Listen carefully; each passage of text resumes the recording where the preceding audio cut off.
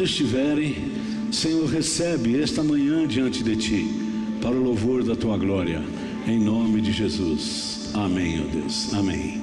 Podem sentar, queridos. Aleluia. Grande é o nome do Senhor. Abra sua Bíblia, Filipenses capítulo 2. Filipenses 2. Glória a Deus. Graças a Deus, porque o Senhor está mandando chuva, amém? Precisávamos de chuva, e que venham mais e mais chuvas sobre nós, aleluia. Chuvas de bênção e chuva que venha também regar a terra. Muito bem, você que está em casa, agradeça a Deus pela chuva, pelo tempo, porque esse é o tempo que o Senhor nos dá, aleluia. Filipenses capítulo 2, versículo 5 em diante. Filipenses 2, 5 em diante. Tenham entre vocês o mesmo modo de pensar de Cristo Jesus, que mesmo existindo na forma de Deus, não considerou o ser igual a Deus algo que deveria ser retido a qualquer custo.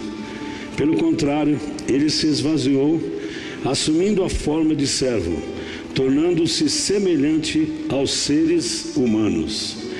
E reconhecido em figura humana, ele se humilhou, tornando-se obediente até a morte, e a morte de cruz. Por isso também Deus o exaltou sobremaneira, e lhe deu o nome que está acima de todo nome, para que ao nome de Jesus se dobre todo o joelho, nos céus, na terra e debaixo da terra, e toda língua confesse que Jesus Cristo é Senhor, para a glória de Deus Pai. Amém, amados? Nessa manhã nós viemos aqui para um culto de ceia do Senhor, e você que está em casa e não pôde vir por qualquer uma circunstância, você também pode participar da ceia aí na sua casa, né? Então você pega o pão, um cálice ou vinho, suco de uva, e logo após a gente vai participar da ceia. A gente inverteu um pouco aqui a ordem, né, do culto, porque eu não quero que a ceia seja no correr da hora. Falta 10 minutos para acabar o culto e a gente vem preocupado aqui para frente, pega esse cálice, esse pão. Então resolvi a gente fazer esse período de meditação na palavra e já participar da ceia. Depois nós vamos orar pelos enfermos, nós vamos entregar nossos dízimos e nossas ofertas. Ontem eu tive uma conversa com um pessoal, e a maioria deles bem jovem, que se propuseram ao batismo. Nós vamos ter um batismo dia 22. Dia 22 cai numa sexta-feira à noite, porque emprestamos um batistério aqui da Igreja Nova Aliança, na Avenida Kennedy. E então faremos ali um culto e o batismo no batistério deles, que cederam para nós. E no final de semana não tem, porque eles têm os cultos ali, não daria para a gente usar o batistério. E se você está em casa ou mesmo aqui deseja se batizar, ainda converse com a Eliane e ela vai te orientar sobre a questão do batismo. Então ontem tivemos uma conversa, né? O pessoal já está fazendo aí as lições em casa, e tem alguns vídeos que a gente manda para eles também, alusivos à orientação sobre o batismo. E ontem achei interessante, a gente estava conversando ali com os jovens, e o Davi, né? O Davizinho aí, Davi, a gente conversando sobre a questão do estudo e da vida, para a gente não desanimar, para a gente não desanimar no estudo, e perguntando para ele como que estão essas coisas, né? Ele disse: olha, a gente vai voltar agora ao presencial, vou voltar numa nova escola e tal. E ele disse assim, ele falou para mim assim: o início a gente vai bastante empolgado, né, no estudo. Chega no meio, a gente desempolga, né? Aí começa a gente querer desanimar. Mas aí quando vai chegando no fim, a gente se anima de novo, porque está terminando, né? Está terminando aquele ciclo, aquele tempo, né, das matérias ali. E eu fiquei pensando, e ontem eu trouxe uma palavra para eles, e eu quero trazer essa palavra para vocês também. Deus teve um início, Deus tem um meio e Deus tem um fim. Muitas pessoas começam muito bem na vida espiritual e ficam empolgadas porque veem milagres, veem uma transformação em suas vidas e veem assim muita bênção de Deus, né? Sabe, é como aquele filho que chega e então todo mundo recepciona. O nosso ministro de louvor aqui, o Ronaldo e a Eliane, podem dizer que são vovô mesmo. Nasceu a Gabriele na sexta-feira, né? O Daniel é titio e a Bruna está se preparando para ser titia, né? Então é uma alegria, um chamengo, né? Aquela coisa e tal, né? Agora quando tiver com 12, 13 anos, você vai me dizer 14, 15, vai ser benção, amém? Aleluia, profetizamos, né? Mas não é fácil a adolescência, né? Para quem criou filhos, etc. Mas em tudo na vida, muitas vezes é assim. A gente começa empolgado, né? Quando a gente faz um plano assim, né, na igreja, ou você faz um plano de vida para você, e um novo emprego, uma empolgação, daqui a pouco chega o chefe, né? Fala assim, rapaz, o negócio não é assim não. Você tem que melhorar, assim não vai dar, né? Aí começa você querer desistir do negócio. Estava falando para eles da experiência minha do seminário, que eu cheguei no seminário bem novo e eu tinha, já falei isso para vocês, tinha uma crise de bronquite e eu precisava sair do quarto.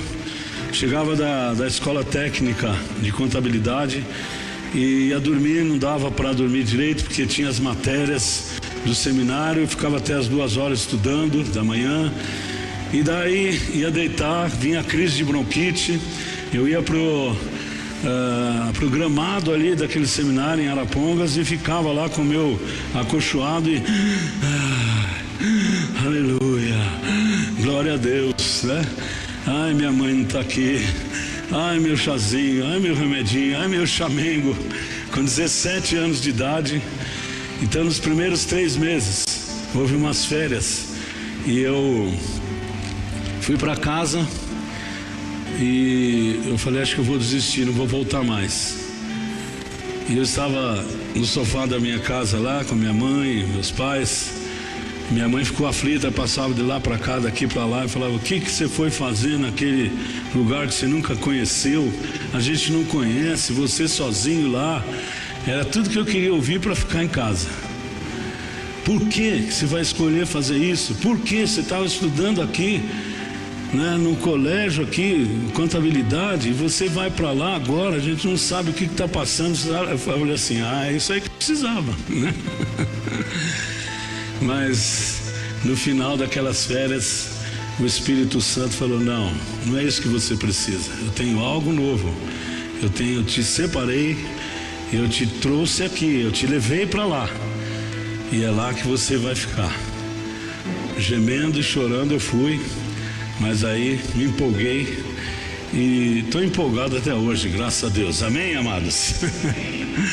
Mas aí, conforme eu estava conversando com o pessoal ontem, Deus teve um início, né? Então eu gostaria, como nós estamos na ceia do Senhor hoje, falar sobre o porquê que nós estamos aqui. O porquê que existe esse momento de ceia. Não vou entrar na questão teológica, entende? Não quero esmiuçar aqui muita coisa teológica, mas eu quero fazer um panorama de algumas cenas do início, do meio e do fim. No início Deus criou todas as coisas, né? Está aqui na palavra. E quando você for ler a Bíblia, seria interessante se você pudesse ler a Bíblia com essas cenas aqui que eu vou colocar para você, né? Um panorama da Bíblia, assim, geral, né? Primeira cena no princípio, criação do mundo físico. Veja bem, Deus, Ele não achou assim, bom, agora eu vou criar o mundo, vou criar o sol, a estrela, o mar, isso, aquilo. Ele não era, sabe, Ele já tinha todo o seu plano predisposto, porque Ele é eterno. E Ele tem todas as coisas bem calculadas. Mas Ele resolveu criar o mundo que já estava criado nele e colocar isso visível para todos nós. Então essa é a primeira cena, criação. Ele criou o homem também, a sua imagem, a sua semelhança, né? Aí ele colocou, não é, no homem uma grande dádiva, o que ele não colocou nos animais, o que ele não colocou nos seres, nos animais. Hoje há uma tendência a achar que os animais são como os homens. Não são como os homens. Eles têm sentimentos, eles têm as suas reações, né? Ninguém deve maltratar os animais. Isso maltratar os animais não é da vontade de Deus. Mas ninguém pode supervalorizar os animais ao ponto de achar que o animal está até encarnando a alma, o espírito de alguém que já morreu e voltou para ser um cachorro. Não, né? Não existe isso na vontade de Deus. Animal é animal, com seus sentimentos, deve ser bem cuidado. Não se deve exagerar, né, no cuidado dos animais. Toma cuidado de pôr animal na sua cama para dormir com você. Não exagere, deixa o animal aonde ele deve ficar e bem cuidado. E há animais que nasceram para morrer. Há animais que nasceram para virar churrasco, virar frango assado e etc. Está tudo isso na Bíblia. Então nós temos que tomar cuidado. Agora, sobre nós, sobre o homem, Deus colocou uma dádiva maravilhosa, que é o sopro, o espírito. Não só sentimentos, não só reações físicas, orgânicas, químicas, mas o espírito, um relacionamento com Ele. E Ele colocou parte dele em nós, no sentido de nós nos relacionarmos com Ele, e soprou sobre nós o espírito, e nós nos tornamos semelhantes, e fomos criados à semelhança de Deus. A semelhança de Deus Ele nos criou. Você, lá em Gênesis, você lendo, você vai encontrar tudo isso, não é? E interessante que eu já estou lendo pela segunda vez, estou terminando um livro sobre Decepcionados com Deus, de Philip Yancey. E ele traz um quadro que eu acho interessante. Coloque-se no lugar de Deus, como se Deus fosse eu e você, tá?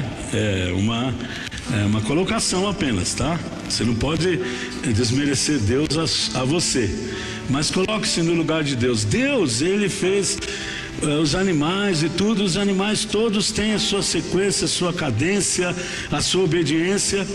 E Ele, ao soprar o Espírito no homem, Ele arriscou. Achei interessante isso. Eu vou criar uma pessoa, vou criar um homem, a mulher, não é? Os dois foram criados. Vou criar uma humanidade com a possibilidade de não me obedecer, com a possibilidade de não me adorar. Ele deu isso, é o livre-arbítrio.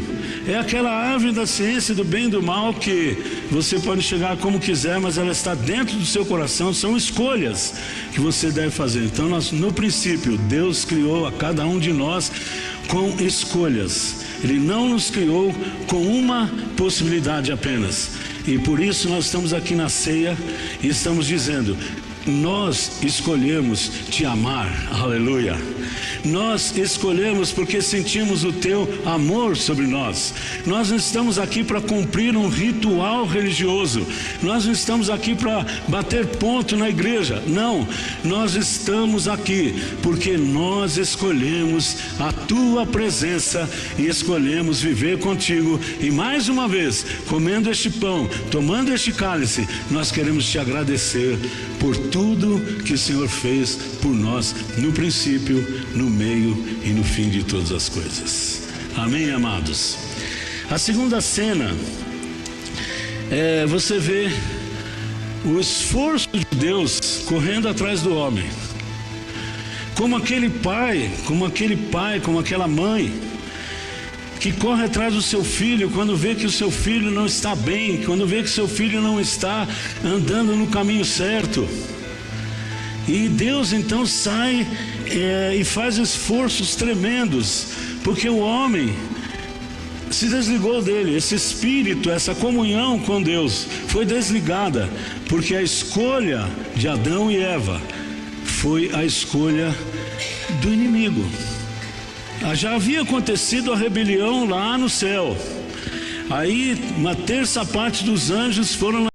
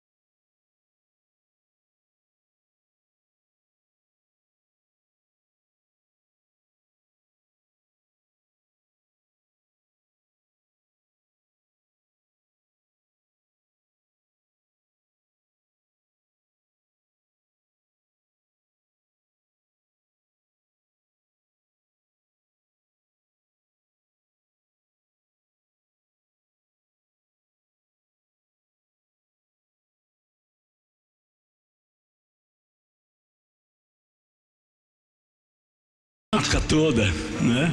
Só você conferir na Bíblia. E Deus fala assim: bom, eu vou continuar. Eu arrisquei, estou falando na linguagem humana. Eu vou tentar mais uma vez. Tem o Gustavo aqui que gosta do plano B, né? Deus não tem plano B, Ele tem um plano só, né? Na onisciência dele é um plano só, né? Mas eu vou buscar. E então chamou Abraão. Chama Abraão, tira Abraão de uma terra, fala: eu te prometo uma terra assim, assim, assim. Sua descendência vai ser grande, grandíssima, vai se espalhar sobre a terra. E você vê que depois, né, lendo a Bíblia, você vai ver a história de Abraão. Daí vem Isaac, Jacó, aquela família toda. Quem está assistindo aí o Gênesis, né? Que família, né? Que Deus foi escolher. Misericórdia. E vende o irmão, fala que o irmão morreu, e isso, aquilo, e vai, só problema, só dificuldade. Como tinha um advogado aqui que falava na igreja: só porcaria, né? O pessoal só ia entregar para ele as porcariadas da vida, para ele resolver. Então, mas Deus não desiste. Por isso que eu comer este pão e tomar esse cálice, eu falo: o Senhor nunca desistiu de mim, aleluia. O Senhor nunca desistiu de nós. Deus não desiste, vai. e perdoa. E você vê no Antigo Testamento Deus, né, agindo nessa segunda cena, buscando, como pai buscando. E você vê o povo lá no Egito agora, e depois ele levanta Moisés: tira esse povo daí, Moisés, eu vi o clamor desse povo, são meus filhos, eu tenho um plano com esse povo aí, eu tenho um plano maravilhoso. E o povo vai pro deserto, e só murmuração, só problema, e Deus vem, e Deus traz pão, maná, Deus traz codornizas, Deus faz sair água da rocha, Deus transforma a água amarga em água doce, e olha, cuidando. Você percebe que Deus... Então a gente vê na segunda cena um pai correndo atrás dos seus filhos, tentando... Não é assim, gente, não é assim, gente. Olha, eu sou poderoso, confia em mim. Mas o povo não estava nem aí. Povo rebelde. Eu creio que na segunda cena, se você ler assim a Bíblia, você vai ver um pai decepcionado. Você vai ver um amante traído. Ele foi traído várias vezes pela idolatria, pela murmuração. Foi traído porque o povo ia em cima de Moisés. Moisés representava, e a Bíblia diz: se você vai em cima daquele que está representando a Deus, você está indo em cima de Deus. Se você vai em cima de um filho de Deus, se o mundo vai em cima da igreja hoje, que a gente está vendo perseguições, né? Um pastor lá no Canadá, preso porque abriu a igreja, o mundo todo ficou vendo isso. Não está indo contra o pastor, está indo contra Deus. E o povo ia contra Moisés e tanta coisa. Bom, e Deus vai: agora vocês vão entrar na terra. Mas aí tem que passar Jericó, destrói todo mundo lá. E você fala assim: mas que Deus é esse, né? Que manda matar criança, que manda matar rei, que manda matar todo mundo. E eu estava falando para o pessoal ontem a questão: se uma pessoa vai ao médico e está com um dedo gangrenado, né? E necrosado, aí o médico chama a família e diz assim: ó, vamos ter que amputar esse dedo, ou vamos ter que amputar as pernas. Não tem? A pessoa faz um acidente aí, não é? Tem que amputar a perna. O médico não pode amputar uma perna sã, e ele tem que ter autorização da família também para amputar qualquer membro de uma pessoa. Isso só pode acontecer se não houver mais condições, e também só pode acontecer para salvar o restante do corpo. Você amputa um dedo para salvar o corpo todo. Assim Deus teve que fazer, porque aqueles povos, eles ofereciam crianças, faziam sacrifícios vivos de criança, ofereciam a Moloque, ofereciam a outros deuses. Eles não tinham mais, eles estavam gangrenados, eles estavam necrosados, e eles precisavam ser amputados para que hoje você pudesse tomar a ceia e pudesse agradecer Jesus pela sua salvação. Para salvar você, para salvar o corpo que hoje é a igreja, Deus teve que amputar o que estava necrosado. Mas não foi drástico. Chega para o médico e fala assim: você é drástico, você é Drácula, você é um genocida, né? Você matou, tirou um órgão do meu ente querido. Não, ele não vai responder por isso criminalmente, né? Tem advogado aqui que sabe. Por quê? Foi necessário. Ainda mais Deus, porque a vida e a morte está com Ele, só Ele pode. E depois você vê que Deus, Ele também pune reis porque mataram pessoas que não eram para matar. Só Deus tem autoridade para dar a vida e tirar a vida. Amém, amados? Então essa é a segunda cena. Deus teve que fazer isso para que você e eu pudéssemos ir para a terceira cena. A terceira cena é em Jesus. Por isso nós estamos aqui.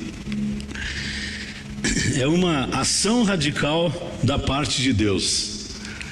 É uma invasão. Se fala muito de invasão hoje, né? Só que Deus, Ele não invade terra que é dos outros. Deus não invade o Supremo Tribunal Federal, Deus não invade prefeitura, não quebra tudo, mas Deus invadiu o mundo e disse: não tem mais jeito, já fiz tudo. Tá, eu estou trazendo para o plano humano, certo, irmãos? Amém? Estão entendendo, né? Plano humano. Já fiz tudo, agora não tem jeito mais. Agora eu não posso mais matar pessoas, mesmo que elas estejam gangrenadas, mas sabe que João diz que Deus amou ao mundo de tal maneira que deu o seu Filho unigênito, para que todo aquele que nele crê não pereça, mas tenha a vida eterna. Amados, quando Adão e Eva romperam com a obediência com Deus, os seus espíritos se decaíram e eles ficaram inertes. Agora Jesus vem para restaurar a nossa comunhão com Ele, com Deus, aleluia. Ele vem, aqui em Filipenses diz que Ele, pelo contrário, se esvaziou de si mesmo, o próprio Deus. Ele diz: eu tenho que chegar aí, eu preciso chegar aí. Eu me manifestei no fogo, eu me manifestei na rocha, eu me manifestei na guerra, né? Todos aqueles nomes de Deus, Deus da guerra, o Deus do fogo, o Deus da paz, o Deus da montanha. Manifestei, falei com minha voz, não adiantou. O povo viu milagres, o povo viu maravilhas, mas não adiantou. Mas agora eles vão me ver na face do meu Filho, aleluia, amém, amados. E aquilo que estava morto pode reviver. O salário do pecado é a morte, mas o dom gratuito de Deus é a salvação em Cristo Jesus. Invasão, bendita invasão. E o Senhor invade e nasce no ventre de uma mulher. Ele, pelo Espírito Santo, é gerado Jesus no ventre de uma mulher. Esvaziou-se Deus de si mesmo, e você viu a glória de Deus na face de Jesus. O mundo viu, a história está marcada antes de Cristo, depois de Cristo, e vem agora a última oportunidade, porque as cenas vão se correndo, e a terceira cena foi essa invasão, o início do totalmente novo, o início daquilo que é o tema da minha mensagem, a grande invasão da história, a grande invasão da história. Deixa Deus invadir seu coração, deixa Jesus invadir sua vida. Que invasão maravilhosa, oh aleluia, salvação gratuita, graça, misericórdia. O povo não conseguiu, através da lei. Deus deu a lei para dizer assim: ó, o meu grau de santidade é essa. Se vocês quiserem me servir pelas forças de vocês, vocês têm que cumprir tudo. E quantas leis que tem no Antigo Testamento? E o pessoal fala que as leis se resumiram em 10. Não, em princípios. As leis se tornaram princípios, e os princípios, se eles forem quebrados, existe a graça de Deus e o toque do Espírito, que se você se torna filho de Deus, você quebrou um princípio de Deus, o próprio Espírito te chama de volta, e você ouve a voz do Espírito, e você se conserta, aleluia. Foi cantado aqui, nas nossas fraquezas, nas nossas lutas, a graça nos envolve, aleluia. Amados, então nessa terceira cena, o segundo Adão entrou em cena. A Bíblia diz que por um homem entrou o pecado. Primeiro homem, Adão. O segundo homem, Jesus, entrou a salvação. Não tem outra cena de Deus para acontecer, livrando o homem, trazendo Deus à terra, trazendo salvação e reconciliando você a Deus, reconciliando os homens a Deus. Não é a igreja no sentido de instituição, não é o pastor, não é o padre, não é o pai de santo, sei lá, não é. Não são deuses, não são ídolos, não são nada que vão te aproximar de Deus. Só Jesus pode te aproximar de Deus. Ele disse: eu sou o caminho, a verdade e a vida. E hoje você vai dizer: Senhor, obrigado, porque o teu corpo, o teu sangue, tu foste obediente, como diz aqui Paulo aos Filipenses, obediente até a morte, e a morte de cruz, aleluia. Por isso foi dado a ele um nome que é exaltado sobre todo nome, para que toda língua confesse Jesus, para que todo joelho se dobre diante de Jesus, aleluia. Não se dobre diante dos ídolos, não se dobre diante dos homens, e faça dos homens a sua fé, a sua esperança. Não faça nada, não tenha esperança em nada nesse mundo, a não ser a garra de trabalhar, de vencer. Mas a sua esperança de eternidade, porque você teve um começo, você nasceu, você pode estar no meio da sua vida, alguns já estão no final da vida. Se você morrer hoje, para onde você vai? Será que os seus deuses vão te acolher? Será que os seus ideais vão te acolher? Será que os políticos vão te acolher? Não estou falando mal de político, não é? Mas a política, deixa eu melhorar aqui, a política vai te acolher, seu dinheiro vai te acolher, sua igreja, instituição vai te acolher. Porque tem gente que acha que é salvo porque gosta da igreja. Você tem que gostar da igreja porque você é salvo, amém, amados? Então, né, estava falando pro pessoal ontem, a gente gosta das luzes, eu gosto de luzes, né? A gente está, então você vê assim, eu vejo às vezes em alguns cultos, é um show, né? Mas eu fico meio preocupado se as pessoas não estão, assim, exteriormente crendo em tudo aquilo, e se acabar tudo aquilo.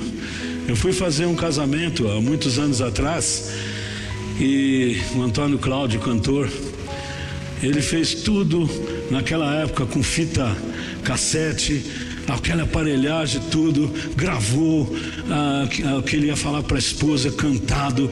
Ele é compositor. Pega Antônio Cláudio aí que você vai ver. Ele tá com cabelinho branco igual eu, assim. E foi missionário na Índia, passou muito tempo lá. Foi ovelha nossa, fiz o casamento dele lá em Osasco, em Casa Verde, São Paulo. Igreja Assembleia de Deus, mas ele era membro da nossa igreja ali em Osasco.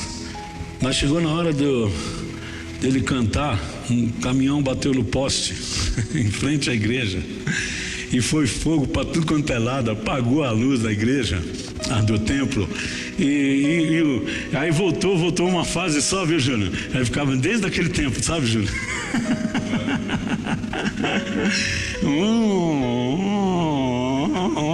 Ele falava assim: meu bem, eu te amo. E a mulher lá.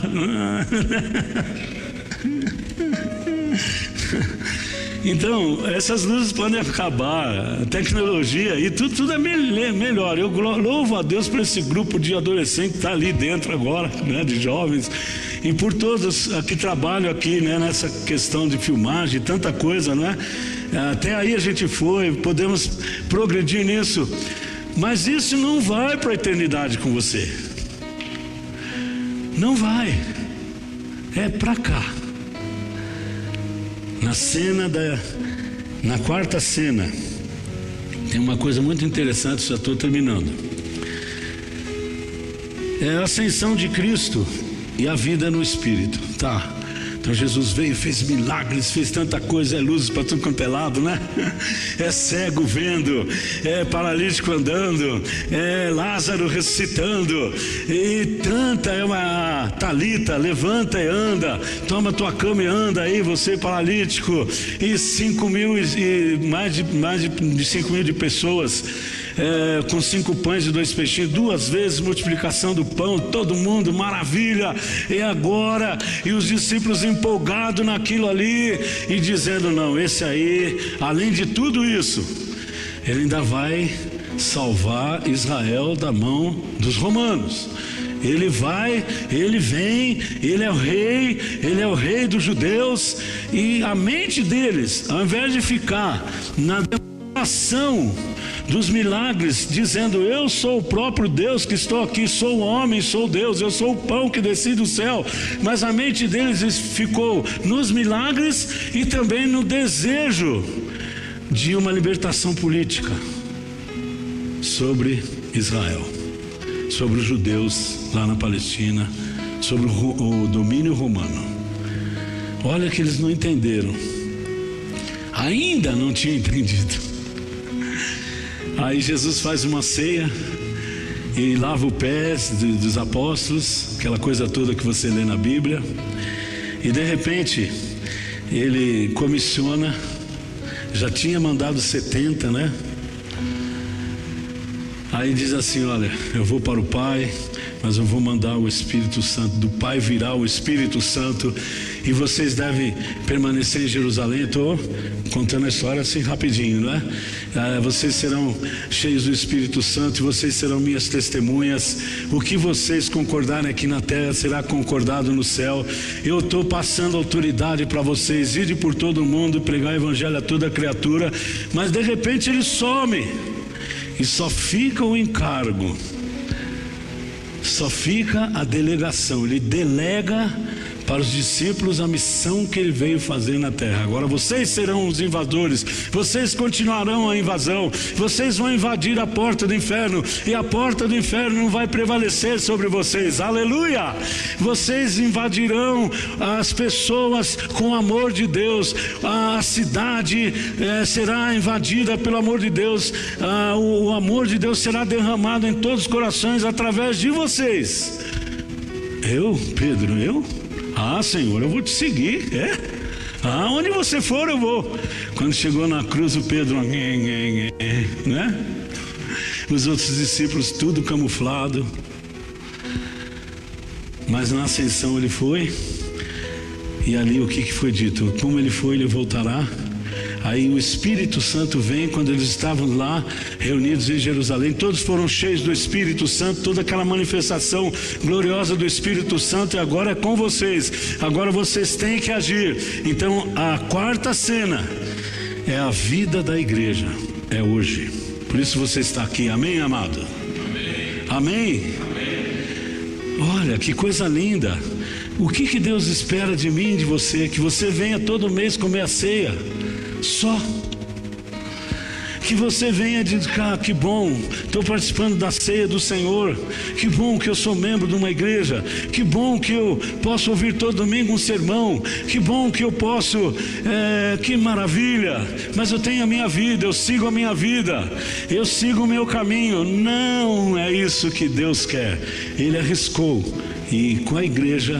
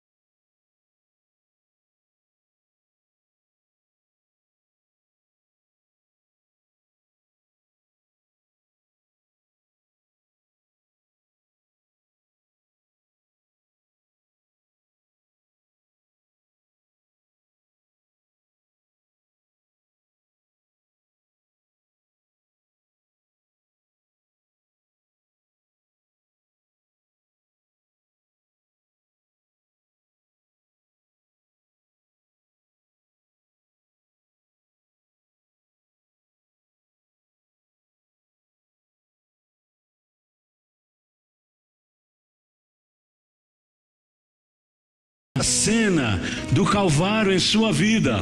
Se você aceitou que Jesus morreu por você, João capítulo 1 lá, Evangelho, todos aqueles que o receberam, Deus lhe deu o poder de serem chamados filhos dele, filhos de Deus, aleluia.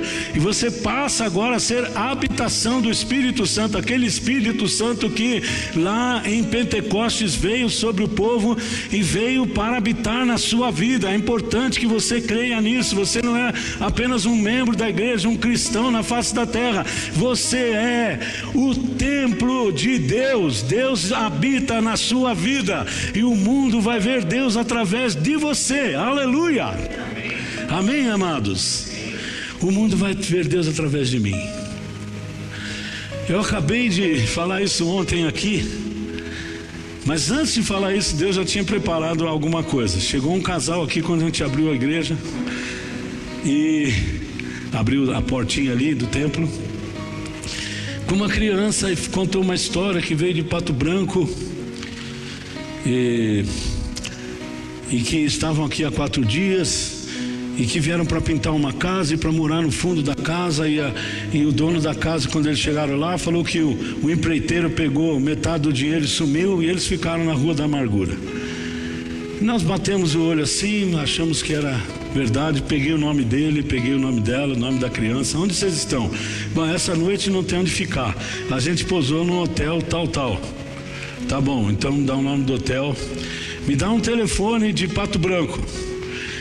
Me deu o telefone de Pato Branco. E quem que é esse telefone? Do meu pai. Mas não fala pro meu pai que eu tô aqui, que eu tô na rua. Não fala, porque minha mãe vai morrer do coração. Não vou falar. Vou falar que a gente tá tentando te ajudar, só querendo saber se é seu pai mesmo e tal.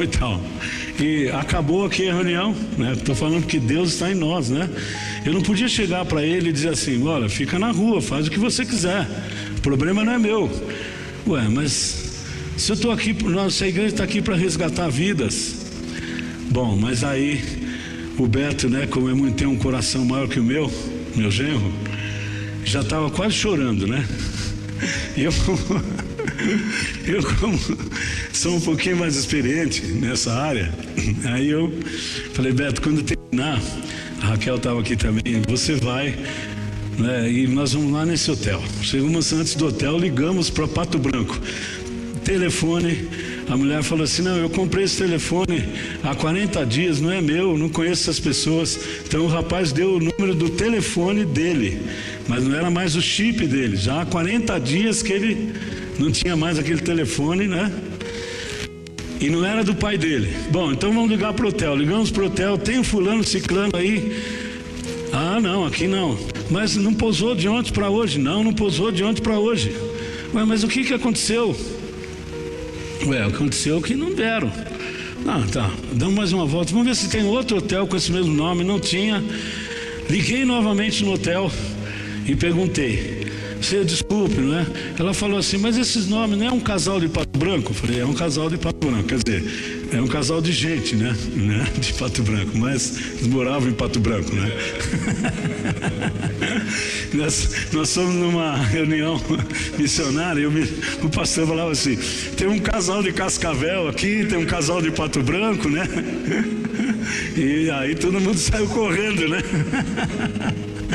Mas então, voltando aqui para o assunto, aí ela falou: ah, sim, eles pousaram aqui alguns dias atrás. Eles simularam uma briga, porque eles chegaram aqui sem a criança um dia, e eu perguntei sobre a criança. Falaram: a criança está numa igreja, estão cuidando dele numa igreja, o negócio deles é com a igreja, né?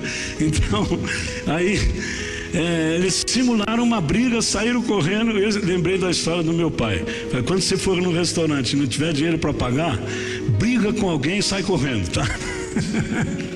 Então, que conselho, né?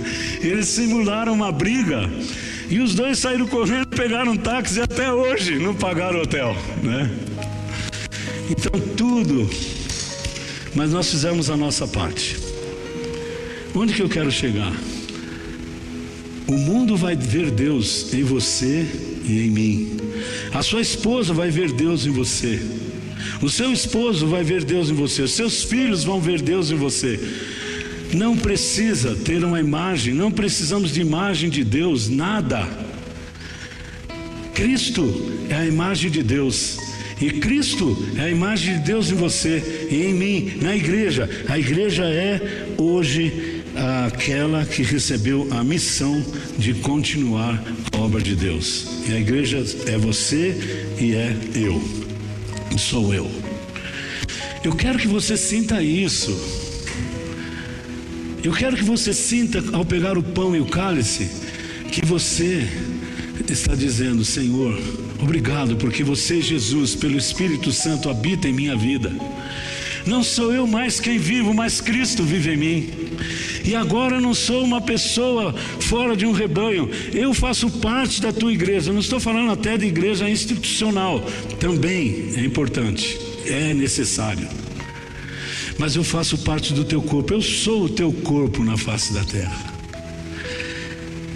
Depois você leia Efésios capítulo 22, leia o 22, 23, né? Então aqui, todas as coisas, Efésios 1, 22 a 23, todas as coisas foram sujeitas a Cristo, o qual foi colocado como cabeça da igreja, que é o seu corpo, a plenitude daquele que cumpre tudo em todos. Por que você deve ser ativo na obra de Deus? Porque a igreja é a plenitude, Jesus é o cabeça. E essa quinta cena aqui, ou essa última cena da plenitude, né, de Deus em nós, é o que o mundo precisa. Precisa do seu testemunho onde você trabalha, onde você vende, onde você compra, onde você vive, na sua casa, no seu lar. A igreja é poderosa não só na hora do culto, mas no relacionamento que a gente vive. Tem um mercado ali perto da minha casa. Eu vou ali na balança e pergunto: como você está? Ah, estou bem, mas você pode ficar melhor com Jesus. E a pessoa fica assim, né? E alguns falam: ah, eu também entreguei minha vida para Jesus. Esse dia eu fui comprar pão e falei: eu quero 5 pães e 2 peixinhos.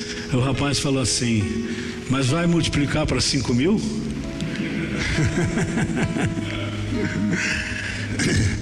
Tinha mais ou menos uns 20 Novos Testamentos aqui na minha sala. Eu falei: mas por quê? Já faz quantos anos que está isso aqui? Veio de Piraquara, ficou lá em Piraquara não sei quanto tempo, ninguém fez nada com aquilo. Peguei aquilo lá, saí doido aqui, doido em Cristo, né? Aleluia, né? Fui distribuindo do carro, né? Parava assim, gente passando na rua, pá. Aí distribuíam para um rapaz ali. O rapaz veio, deixa eu abrir, abriu, caiu no filho pródigo. O rapaz olhou, começou a chorar, e eu dentro do carro, ele lá fora, eu sem máscara, ele também. Eu falei: não vou poder sair. Ele estava dopado, o olho estava aqui, a cachaça, né? E ele chorando, e eu pude orar com ele. Ele falou: eu preciso voltar, estou comendo a comida dos porcos. Irmãos, nós temos que dar um jeito na nossa vida. Vamos cuidar só de nós? Vamos viver só para nós? Ou nós vamos expressar Cristo 24 horas da nossa vida? Eu louvo a Deus pela igreja, por você ter um compromisso com a igreja, por você trazer o seu dízimo, trazer a sua oferta também. Não estou direcionando palavra aqui, mas você se preocupa. Hoje a igreja composta de você, não o templo. Esse templo pode vir um anticristo derrubar tudo, sei lá, pode vir perseguição, mas ninguém derruba a igreja, ninguém derruba o Espírito Santo que está na sua vida. Aleluia! A ação de Deus agora é através de você, através de nós. Faça alguma coisa em resgate, entre na cena de Deus. Vou dar alguns versículos para você ler em casa, tá? Romanos 11, 32, 1 Pedro 4, 6, Apocalipse 2, 4, que fala dos juízos que ainda virão sobre a terra também, que já vieram na história e virão sobre a terra, mas os juízos que Deus traz não é por ódio, mas por misericórdia, certo? E eu quero terminar agora com você lendo junto comigo Hebreus capítulo 2, que é o final. Nós vimos o começo, nós estamos no meio, partindo para o fim. Estamos no fim, do meio para lá já. Nesse meio aqui, é com você e comigo, é com a igreja, amém? Quando vocês vêm para ministrar louvor, vocês são o templo do Espírito Santo. Quando vocês vêm para fazer com que as luzes, a programação toda dê certo, você é o templo do Espírito Santo. Assim por diante. Hebreus capítulo 2, versículo 1 em diante, eu vou ler até o 18 e nós vamos terminar, só com essa leitura. Por esta razão, importa que nos apeguemos com mais firmeza às verdades ouvidas, para que delas jamais nos desviemos. Porque se a palavra falada por meio de anjos se tornou firme, e toda transgressão e desobediência recebeu justo castigo, como escaparemos nós, se não levarmos a sério tão grande salvação? Levar a sério. O clamor de muitos pastores hoje é que o povo não está levando a sério a vida cristã, mas você está. Amém, amado? Esta, tendo sido anunciada inicialmente pelo Senhor, depois nos foi confirmada pelos que a ouviram. Também Deus testemunhou juntamente com eles, por meio de sinais, prodígios, vários milagres e distribuição do Espírito Santo segundo a sua vontade. Pois não foi a anjos que Deus sujeitou o mundo que há de vir, sobre o qual estamos falando. Pelo contrário, alguém em certo lugar deu testemunho dizendo: que é o homem que dele te lembres, ou filho do homem que o visites, fizeste-o por um pouco menor do que os anjos, e de glória e de honra o coroaste, todas as coisas sujeitaste debaixo dos seus pés. Ora, ao lhe sujeitar todas as coisas, nada deixou fora do seu domínio. Neste momento, porém, ainda não vemos todas as coisas a ele sujeitas, a Jesus. Vemos, porém, aquele que por um pouco foi feito menor do que anjos, por um pouco, né? Jesus, que por causa do sofrimento da morte foi coroado de glória e honra, aleluia, para que pela graça de Deus provasse a morte por todos. Por isso estamos aqui na ceia. Porque convinha que Deus, por causa de quem e por meio de quem todas as coisas existem, conduzindo muitos filhos à glória.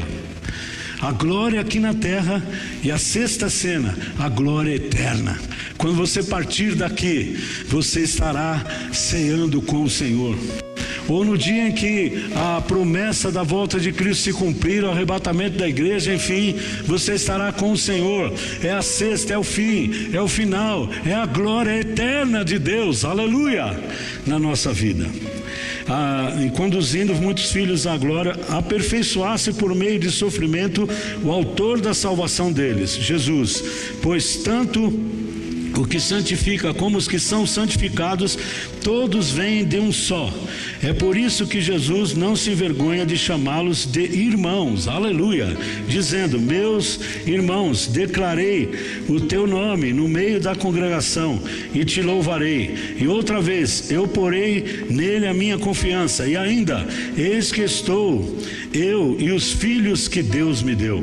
Visto, pois, que os filhos têm participação comum de carne e sangue, também Jesus igualmente participou dessas coisas, para que por sua morte destruísse aquele que tem o poder da morte, aleluia, a saber, o diabo, e livrasse todos os que pelo pavor da morte estavam sujeitos à escravidão por toda a vida.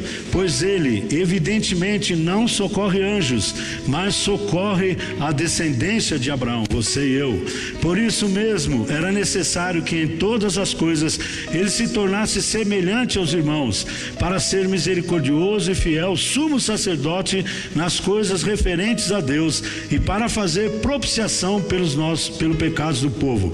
Pois naquilo que ele mesmo sofreu, quando foi tentado, é poderoso para socorrer os que são tentados.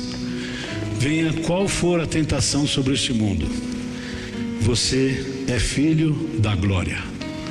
Amém? E você vai reinar com Cristo na eternidade. Aonde ele estiver, ele disse: não se turbe o vosso coração, credes em Deus, credes também em mim. Na casa de meu Pai há muitas moradas. Você vai reinar com ele. Amém? Começo, meio e o fim. Fim glorioso. Gostaria que você ficasse em pé. Vamos orar. E um dos diáconos poderia...